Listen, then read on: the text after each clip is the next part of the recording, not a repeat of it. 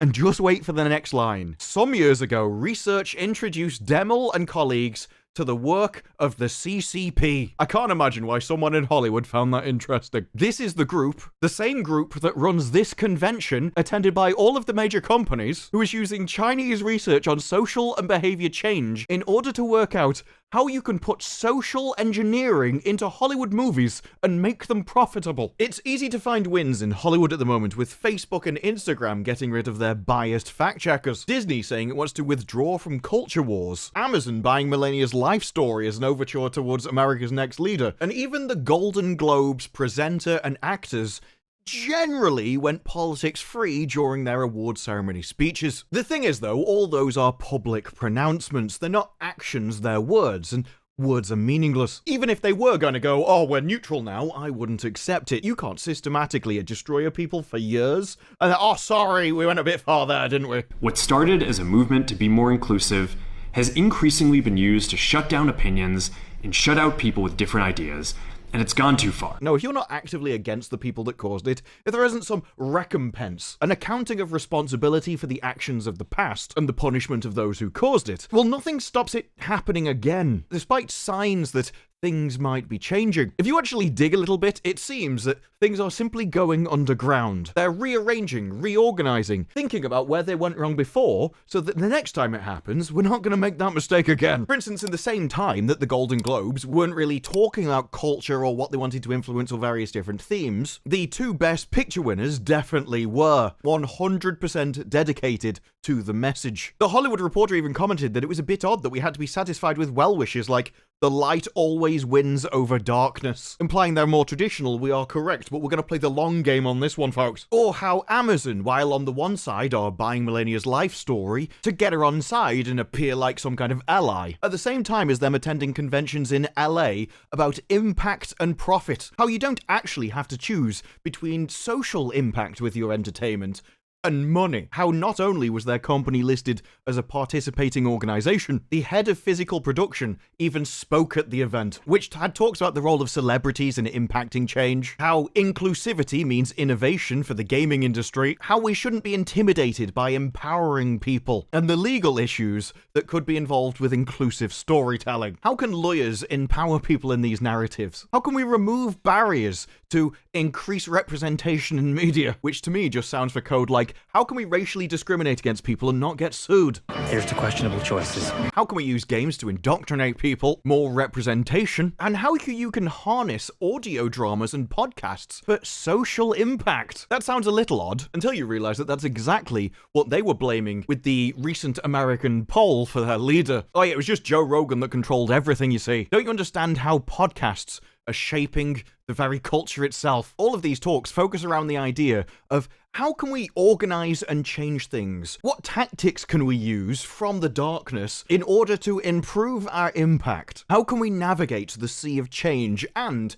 still do all of this, impact society itself, while also being profitable? We need to shatter the illusion of division and bring people together, which some people may think sounds like a good thing until you realize that they mean bring other people to them. How can we convince people to agree with us? And it's worth saying as well, this isn't some piddly convention that doesn't matter. This has everybody who's everybody listed on it. So everyone from Amazon to universities, ABC, CNN, different studios, Disney, DreamWorks Animation, news networks, law corporations, Lego, LA Times, NBC Universal, Nielsen, Paramount, Reuters, Hollywood Reporter, who sponsored the event, the World Bank, the UN, United Talent Agency, and many others that I'm sure I've missed or just don't know who they are by sight. Hollywood may say they're changing in public, but behind the scenes, they're organizing, exchanging tactics on how to be most effective. Not to entertain, but to make money by engaging in social change. How can we do it without getting caught? How can we do it, but this time, without repelling the audience? Because you see, the Social Impact Entertainment Society says that the biggest obstacle is the outdated belief that you have to choose between impact or profit, that either the film will be commercially successful, or you can do a small indie project which is dedicated to an effect on society that nobody sees, or has no impact. The goose that lays the golden egg would be a successful franchise, full of the message, or as much as you can cram in it without destroying the franchise. A commercially successful program scales impact since more people engage with it. And it makes me laugh when it says, as enthusiastic as he is for the opportunity for commercial products to advance the United Nations Sustainable Development Goals, Demi was quick to admit that the social impact entertainment industry, it's already an industry, you see, because if we are going to be burning DEI to the ground, well, we're going to need to replace it with something, aren't we? That was a moneymaker, and now we've just found a new one. And just wait for the next line. Some years ago, research introduced Demel and colleagues to the work of the CCP. I can't imagine why someone in Hollywood found that interesting. In the field of social and behavior change communication. This is the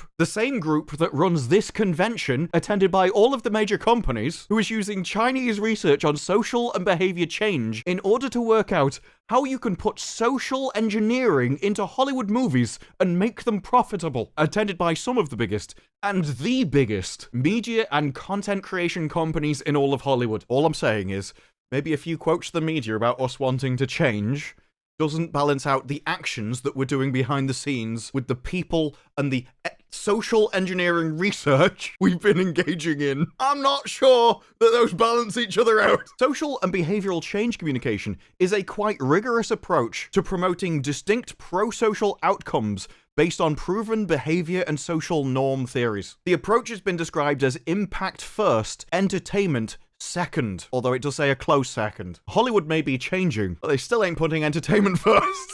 By working together, presumably with the people that set up this conference, as he said he was paying close attention to their research, the CCP hopes to be able to share our vast experience in designing and implementing social and behavior change communication and entertainment education programs and evaluating their impact to learn from the approaches used in Hollywood to further enhance our work. I think that was a lot of waffle to going, Hollywood is screwed, mate. That is a face who clearly understands the male-dominated demographic of the movie-going audience. I bet she knows all about superhero movies, heroes in general. She could explain to you why Aragorn is an incredible character. I do love that they use the Avatar franchise as one of their main examples of how you can make $2.3 billion in the box office and make social impact incredibly important. I mean, what I learned from Avatar is that we need to get more pregnant women on the front lines of combat. I don't think anyone can argue with the Avatar logic there. It's their sheer size makes them more likely to get hit before the actual important people. And then it goes on to talk about the conference, which I've showed you, where 50 speakers are slated to share their experiences in producing social impact entertainment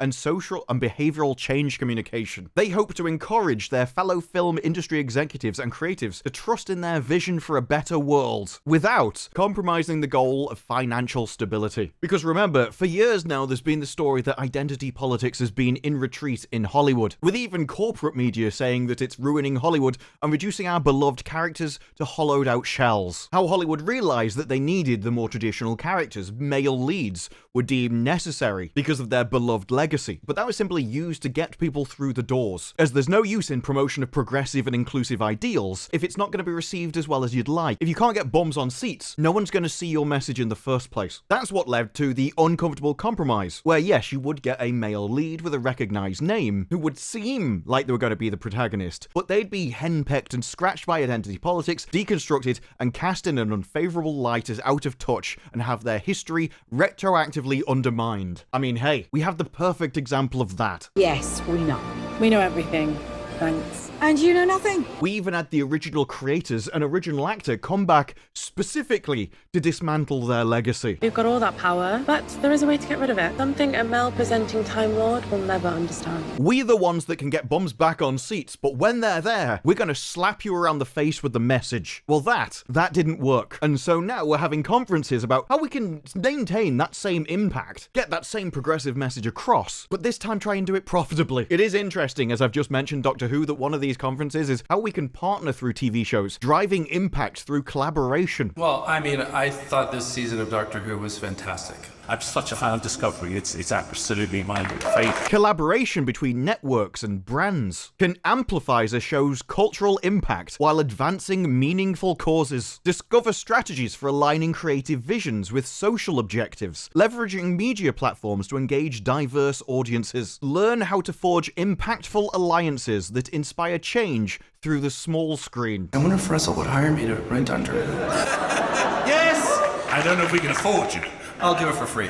Once again, Davies seemed to be at the forefront of this kind of idea. But then again, he was someone that I mentioned a long time ago, where he wanted a new approach to younger viewers. How when he started writing Doctor Who, he wanted optimistic television, because he didn't want to tell children about death and destruction. Whereas now he needs to be more honest about it. You've got to say, we're going to flood, the temperature's going up, or you're going to let them down. As he's proud that some of his work has pushed the message, but it didn't attract an audience, because there's a danger of being too worthy or pedantic. We tried that. We'll try something else. We're going to keep going and keep trying new things. He won't shy about putting his messages into Doctor Who, but this is essentially the message of Hollywood, that despite people thinking businesses are just neutral entities after profit, they're not. Businesses are full of people that are biased and have their own ideologies. And yes, if you just hire the most competent people, then you'll probably have a range of views and that'll balance it out in the company. But if you only hire one side, that company is now biased and it will care more about that message than profit. The only real amount of money it needs is to keep itself alive. But as long as they value that message, then they can keep going, trying new things over and over again until they find some kind of grey mush that you'll accept, you'll pay for, but also still pushes what they want. That's why I was interested in how the legal aspects was one of their talks, because recently the Academy has revealed its 323 films that are eligible for the Oscars, and yet multiple movies, including Sonic 3 and Madam Web, are ineligible for Best Picture at the Oscars. They're fully able to be considered for other categories, just not Best Picture itself, because that one has a few extra little requirements. In fact, more than a third of Oscar qualifying films are not eligible for Best Picture, including Bad Boys, Ride or Die, Mean Girls, and Bird. And with this, even Game Rant came out and said, well, one of the rules is that you must show the movie within one of 6 metropolitan areas. These movies definitely will have passed that requirement, and so, while it's unclear what qualifications these movies failed to meet, they undoubtedly met the requirement to actually show it in a city. Therefore, they may not have met the Academy's representation and inclusion standards, in which this is the second year they've been enforced. As an aside, I didn't know it was called the Academy Awards of Merit, which is really funny because the more you find out about their restrictions, it's not about merit at all. If anything, this is how many incompetent people can you crowbar into a movie. As I've talked about these standards before, but it is basically a case of, I don't know how these are legal, it's just discrimination. You pick an identity category,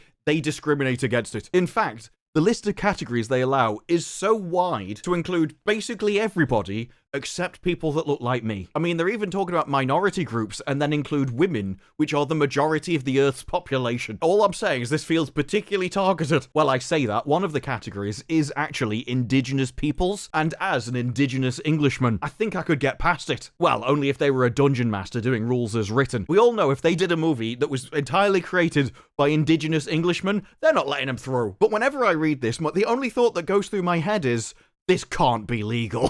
Every category is just, look, you've got to have loads of people except for one group, because as Film Threat proved, in Hollywood, male and pale is stale. No wonder when you're at a convention talking about this kind of stuff, you're worried about the legal issues. Because these things do matter. Strategies matter. Tactics matter. It was how all of this happened in the first place.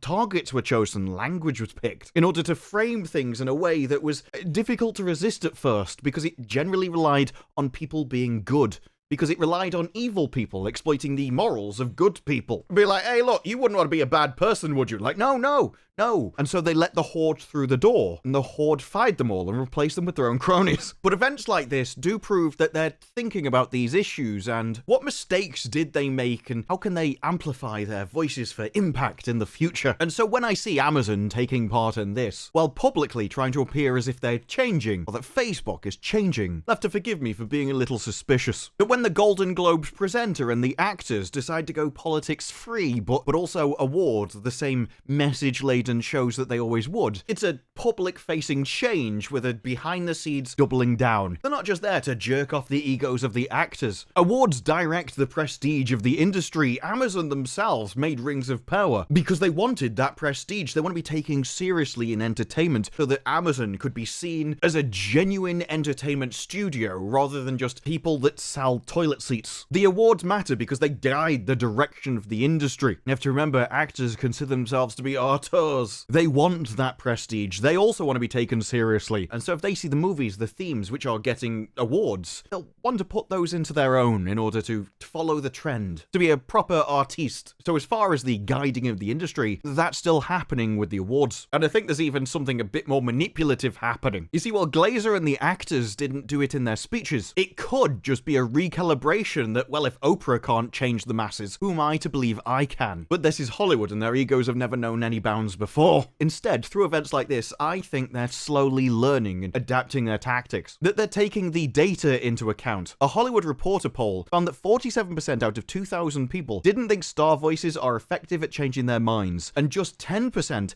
indicated that celebrities who are going to be making political statements should mostly use events and award shows as a forum. 90% of people think that you should leave all of that crap out in an award ceremony. They kind of tried. But that same poll found that 20%, that's double the amount of respondents, said that they would trust a celebrity's opinion more if they won a major award like an Oscar, Emmy, or Grammy. So they shut up because it wouldn't work, but gave those same movies with the message awards because it increases their prestige, makes them be taken more seriously, even by the general public, but also in Hollywood as a whole. In a time when all of society is changing, when public opinion is against you, solidifying the opinions within Hollywood, well, it'd be stupid not to try, wouldn't it? If you can guide Hollywood down that path of still being on the message, but also convince them that it will be profitable, or find out a way to make it profitable, and that would be definitely something you would want to try. Welcome to the new era of Hollywood. We're going to be saying one thing while doing another. We are going to be changing, but it's only changing into the next brand where, rather than just hitting you in the face by deconstructing everything you love, telling you that you're awful, that your characters are awful, and you need to like these new people, instead, we're going to basically be more manipulative about it. We're going to give you stuff that you'll pay for, but also shove it full of that message, just to find the point where you'll accept both. Now, whether they can actually do that, whether they're Machiavellian enough and talented enough to do that is a different question. I mean, you have to remember that when it comes to the Oscars' various different standards, for me, there wasn't the story that a third of them were disqualified. The main story was that 2/3 passed the eligibility criteria. These are just incredibly discriminatory in every single category, to the point where I have no idea how it's legal, and yet 2/3 of the movies eligible got through. 2/3 of Hollywood movies crowbarred incompetence into their production, because if any of these people deserve to be there, they wouldn't need to be crowbarred in the first place. You wouldn't have to convince people to hire them. They already would have done it. So anybody that gets in because you need to hit these targets is a complete incompetent fool. And this is what Hollywood has filled themselves with. And of course, incompetence hires incompetence, breeds incompetence, and even stops the competent people trying. As after all, why would they put more effort in to create a higher quality product when they're seeing other people fail, get paid the same amount of money as them, promoted higher than them, while also knowing that they shouldn't have done? That harms morale and lowers the amount of effort that even the talented people will try. It means everyone starts doing the bare minimum, because their bare minimum is about as much as everyone else can actually achieve in the first place. So now Hollywood has filled themselves with incompetent people. They may not have the IQ, wherewithal, and social wit to be Machiavellian enough to make this work. Well, there may be many tactics in order to try and convince people sneakily to consume something. Once that's passed down through the layers of ineptitude, it's far more likely to come out with just a very blunt project. But how the successful is a topic for another time, as those projects get passed down and actually start coming out. For now, I'll take comfort in the fact that, while on the surface, things may look optimistic, in line with my natural, inherited English miserableness, under the surface of optimism, you find a dark underbelly of manipulation and the same old people doing the same old stuff. Because while someone's natural inclination could be towards being neutral, they're not going to be neutral. Evil doesn't just go away when it's defeated. It hides in the darkness and works out how it can come back. And folks, Mordor ain't defeated yet. It ain't even close. It may just evolve its strategies over the next few years before it works out how it can come back stronger than before. But those are just my thoughts. What are yours? Let me know down in the comments below. Like the video if you liked the video. Subscribe. More videos like this in the future, and I will see you in the next one. Bye-bye.